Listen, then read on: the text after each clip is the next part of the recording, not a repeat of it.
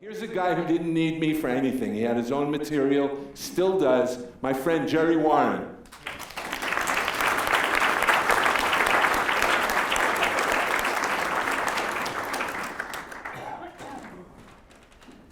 Sorry, he sat over there. All right. Before I start my routine, I want to share a few things with you that happened before. Can you hear me? No. The mic up. It's on fine. It's you. It's me. Yeah, Okay. And how's that? All right. I said to Gene before, I said, Gene, you have two different shoes. He says, yeah, and believe it or not, I got another pair just like it at home. On a serious note, there comes a time in every man's life when he asks himself, he says to himself, what the hell am I doing on this stage in front of all these people making an ass of myself? Anyway, I need my glasses. Hang on a minute. All right, raised in Newark, the zirconia jewel of the East, and my mother was the athletic type person. Always bicycling and exercise and everything. That's probably where I got my athletic, toned body from. My father, the advice giver. Oh, he was some. When I was 15, he called me and said, I'm going to share a family secret with you. It's been given to me by my grandfather, and now I'm giving it to you. You want to be the Don Juan of the high school? Develop a taste for ugly women. Oh. I said, I have one question. Does Mom know this secret?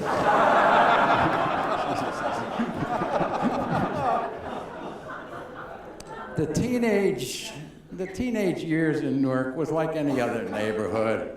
It was great, you know, Saturday night was the big date night. You're out sowing wild oats, as they say, and then praying like hell Sunday morning for crop failure. Yeah. Well, we got married, and boy, did I learn a lesson getting married. You cannot win an argument with a woman. You think you win, but you don't. They'll wait that opportune time. And sometimes we've all done it. You said something that's really nasty that, oh, I shouldn't have said it. One night, young married couple, we were in an argument. I said, you can't cook and you're not that hot in bed. Oh, that was bad. The next day, I was at work about 2 o'clock. I said, I got to call up and apologize for that one. So I call up and I said, how you doing? She says, I'm doing great. I said, well, what are you doing? She says, I'm in bed. I said, are you sick? She said, no, I'm getting a second opinion from what you said.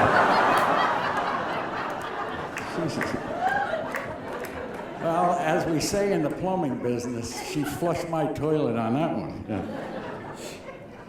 Yeah. We had 2 sons, 2 daughters. My 2 daughters had the same personality defect. They make a big deal out of nothing and then married them.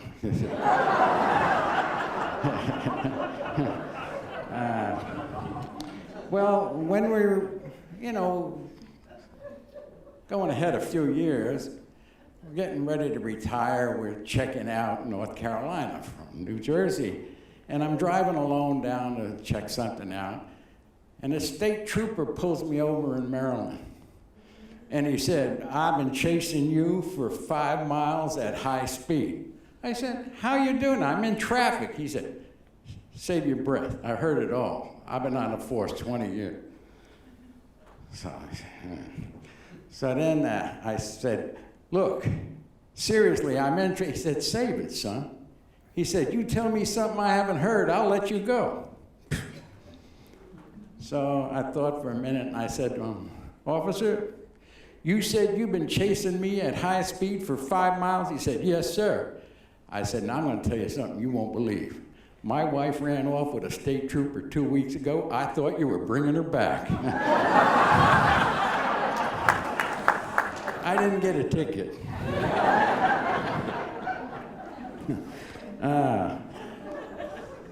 Oh, this is a good one. If you ever want to have fun with a Southerner, they always say to you, "What brought you to North Carolina?" I always say, "Hell, I want to go to Florida, but the Witness Protection Program said it's North Carolina." And they move away from you. They don't talk to you. All right. So we settled in Weaverville, and I got a Southern neighbor. He's a great guy. He's strictly from the South. He said, "You're in the South, you got to get a dog and a penknife." Well, I said, we never had a dog. Get a dog. So I went and I got this little German Shepherd, the dumbest dog in all North Carolina. They saw this Yankee coming. They sold me the dumbest dog. I tried to train this dog. He'd wet on the floor, and I had this low window, and I'd pick him up, put him out in the grass, say, "Go in the grass." 6 months later, he still wet on the floor, but he'd jump out the window on his own. He was really stupid. So penknife, this is a true story. I'm in a flea market, and I see this little knife. It's about that big, about an inch. That's it. It's good for opening letters, right? So I said, "I got a penknife." He said, showed him. He says, "Do you know why we carry penknife?" I said, "I don't know." He says, "If you're getting a car wreck or that car goes in the river, you're going to have to cut that seatbelt. With that knife, you better hold your breath for a half hour." Okay, this won't hit home. This is Ollie.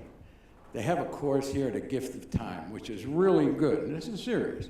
And you go there, and they have lawyers and doctors and so forth, and they teach you, your waning years, how to set up all your papers in your organization so when you pass, it's easy on your relatives. So we go home, my wife and I took the course, we go home, we put all our papers in the drawer, like they said, one place, and my wife puts a name on the drawer, the death drawer. I said, "You can't do better than the death drawer." And then she read my insurance policies, and she changed the name to the hope chest.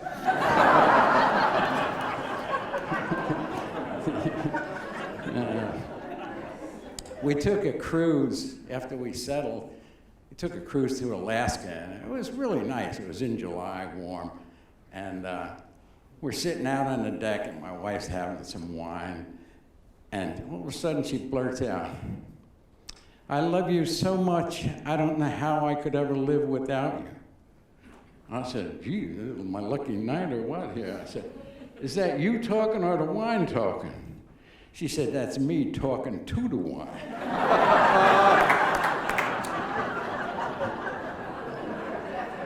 All right, I'll end now with my worst night ever was on that cruise.